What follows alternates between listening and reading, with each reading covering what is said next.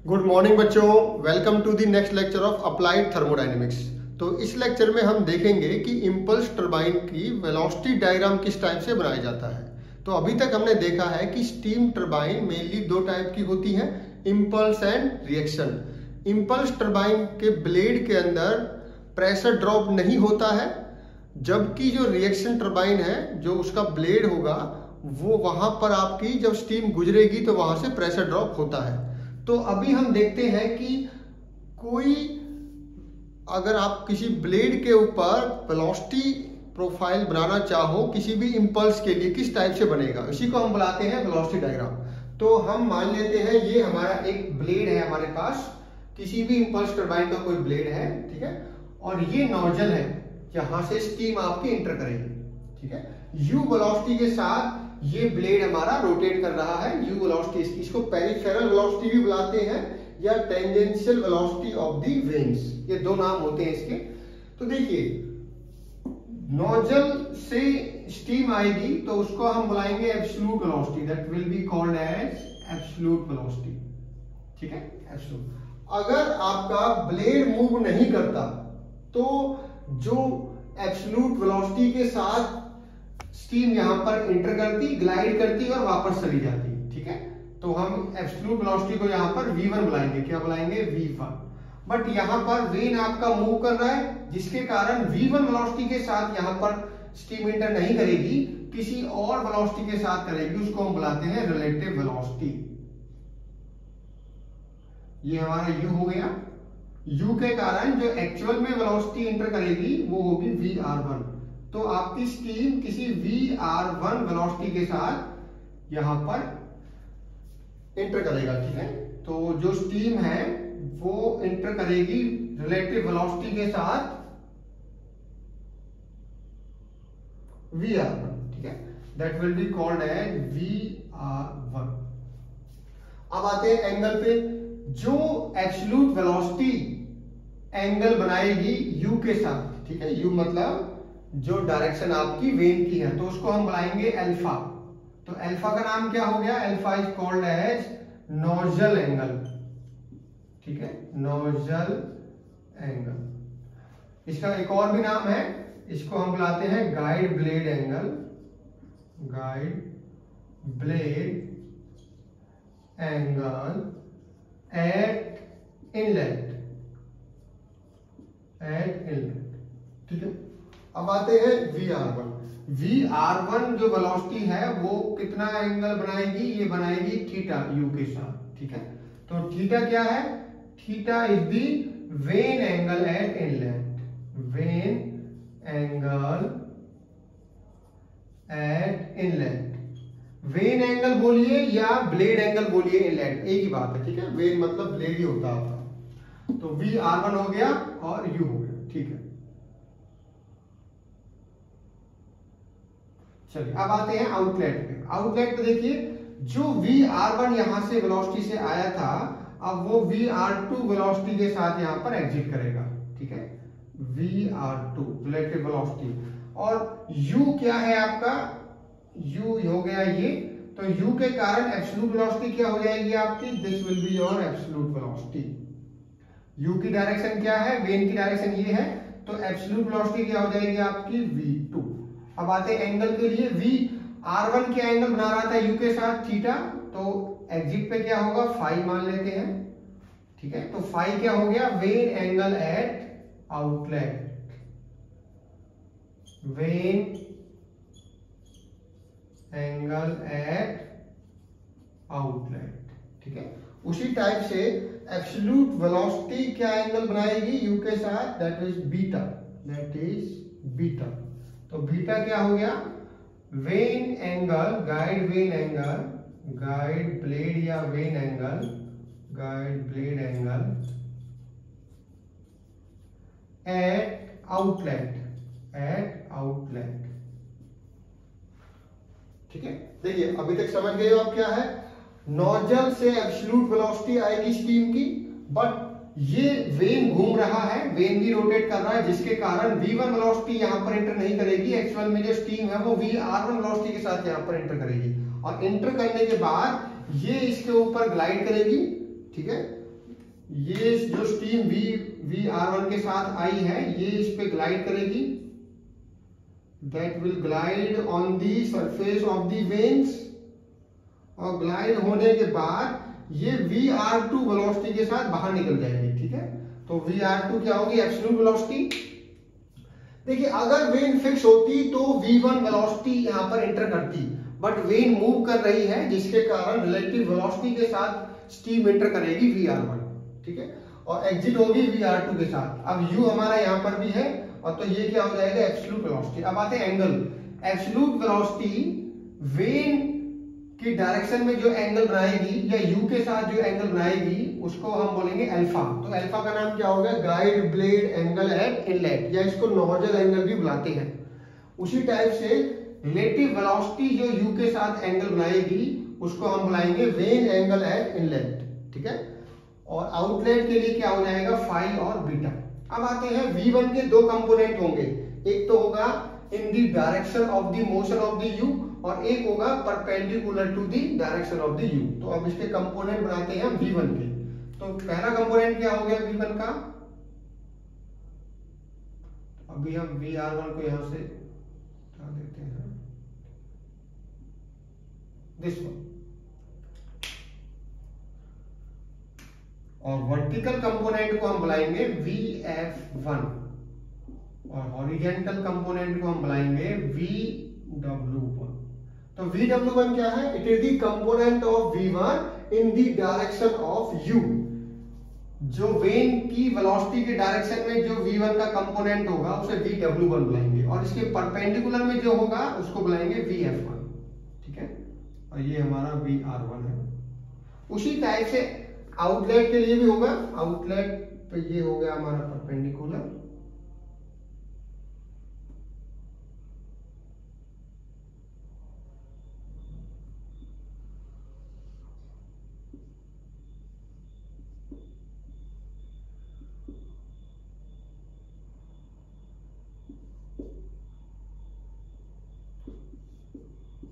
ये हो गया हमारा u की डायरेक्शन अब ये है। ओके, तो V2 का ये कंपोनेंट यहां से यहां तक इसको हम बुलाएंगे Vw2, और ये कंपोनेंट होगा Vf2। अब आते हैं नाम, क्या नाम होगा इसका, देखिए Vw1 क्या है, पहले आते हैं V1। V1 is the absolute velocity of the steam, absolute velocity of steam eight inlet, और V2 हो जाएगा absolute velocity of the steam eight outlet. उसी टाइप से Vr1 क्या है, Vr1 है आपका relative velocity of steam, relative velocity of steam eight inlet, V2 क्या, V2 हो जाएगा। ठीक है, अब आते हैं Vw1 पे। Vw1 is the component of V1 in the direction of u। देखो u की डायरेक्शन ये है, यहां से यहां तक आपका u है, तो Vw1 क्या है, component of velocity V1 in the direction of when motion, जो वेन की मोशन की डायरेक्शन है, ठीक है, वहां उस कंपोनेंट को हम बुलाएंगे Vw1। इसका एक और भी नाम है, इसको वर्ल्ड वेलोसिटी भी बुलाते हैं, वेलोसिटी ऑफ वर्ल्ड या वर्ल्ड वेलोसिटी एट इनलेट। उसी टाइप से Vf1 क्या हो जाएगा, ये कंपोनेंट है V1 का परपेंडिकुलर टू दी u। तो ये क्या है, component of velocity V2 in the direction perpendicular to motion of vanes. इसको हम वेलोसिटी ऑफ फ्लो भी बुलाते हैं, ठीक है, या flow velocity at inlet, flow velocity at inlet. ठीक है, तो सारे हमने नेम देख लिए हैं। ये एब्सोल्यूट वेलोसिटी है, ये रिलेटिव वेलोसिटी है, ये वेलोसिटी ऑफ द वर्ल्ड है, ये फ्लो वेलोसिटी इनलेट पे है। उसी टाइप से ये रिलेटिव वेलोसिटी आउटलेट पे है, ये एब्सोल्यूट वेलोसिटी आउटलेट पे है, ये फ्लो वेलोसिटी आउटलेट पे है। VW2 क्या है? World velocity at the outlet. और U क्या है आपका? अब U को देखिए, U को हम पेरिफेरल वेलोसिटी बुलाते हैं। U is called as peripheral velocity, या इसको हम टेंजेंशियल वेलोसिटी ऑफ वेन्स बुलाते हैं। Tangential velocity of vanes. ठीक है, ओके। तो अब देखिए, अल्फा का एक और भी नाम होता है, इसको हम फिक्स ब्लेड एंगल भी बुलाते हैं। फिक्स ब्लेड एंगल आपको समझाया था अभी क्यों बुलाते हैं। देखिए, अगर ये ब्लेड फिक्स होता तो ब्लेड का एंगल भी V1 के साथ जो एंगल होगा वो भी ब्लेड एंगल होता। ठीक है, बट अभी ये फिक्स नहीं है, मूव कर रही है, इसलिए वेन एंगल क्या है हमारा? थीटा। इसीलिए इसको फिक्स ब्लेड एंगल बनाते हैं। ठीक है, अल्फा का 3 नाम हो गए अल्फा के: nozzle angle, guide blade angle और फिक्स एंगल।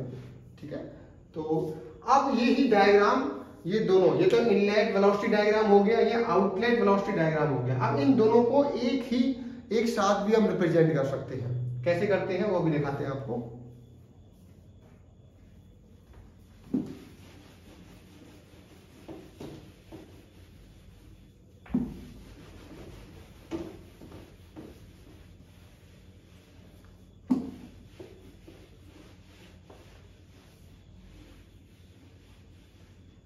देखिए, कॉमन क्या है हमारा? दोनों में कॉमन क्या है?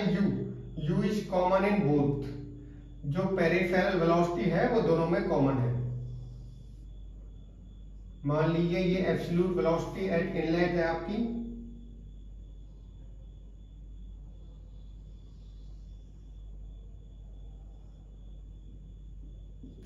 ये रिलेटिव वेलोसिटी है VR1। अब U के साथ V1 कौन सा एंगल बना रही है आपका? अल्फा। और VR1 ने क्या एंगल बनाया था? थीटा। अब उसी टाइप से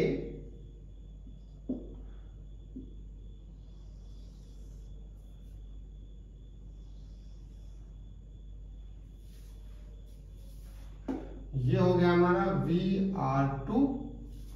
ठीक है, और ये क्या हो गया? ये हो गया आपका V2। तो V2 ने क्या एंगल बनाया? बीटा। और VR2 ने क्या एंगल बनाया था? U के साथ फाई। और यहां से यहां तक हो गया हमारा U। अब देखिए, ये इनलेट डायग्राम हो गया, आउटलेट डायग्राम हो गया, दोनों डायग्राम बन गए इसमें। अब कंपोनेंट रह गया V1 का। V1 का कंपोनेंट क्या था? वर्ल्ड। तो यहां से लेके यहां तक आएगा आपका वेलोसिटी ऑफ वर्ल्ड।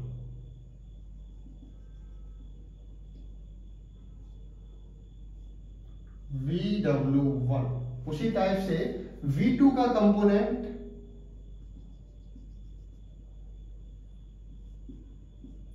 ये क्या था? VW2। ठीक है, तो अब देखिए सारे एंगल इसमें बन चुके हैं। ये हमारा इनलेट वेलोसिटी डायग्राम है, ये आउटलेट वेलोसिटी डायग्राम है। ये हमारा गाइड ब्लेड एंगल इनलेट पे है, गाइड ब्लेड एंगल आउटलेट पे है। ये वेन एंगल इनलेट पे है, वेन एंगल आउटलेट पे। और ये world velocity at inlet, world velocity at outlet. उसी टाइप से आप इसको भी दिखा सकते हो, ये फ्लो वेलोसिटी है, they are flow velocity VF1 and VF2, they are flow velocities. ठीक है, तो इस टाइप से हमने इनलेट वेलोसिटी डायग्राम भी देखा, आउटलेट वेलोसिटी डायग्राम भी देखा, और दोनों को एक साथ ही बनाया हमने, किस टाइप से बनते हैं दोनों। ठीक है, तो अब नेक्स्ट लेक्चर में हम देखेंगे कि एफिशिएंसी कैसे निकलती है, जो इंपल्स, जो इसमें इसको हम बोलेंगे ब्लेड एफिशिएंसी या डायग्राम एफिशिएंसी। जैसे आपके एफएम में हाइड्रोलिक एफिशिएंसी हुआ करती थी, तो यहाँ पर हम निकालेंगे ब्लेड एफिशिएंसी, उसी को हम डायग्राम एफिशिएंसी भी बुलाते हैं। वो नेक्स्ट लेक्चर में हम कवर करेंगे। Thank you.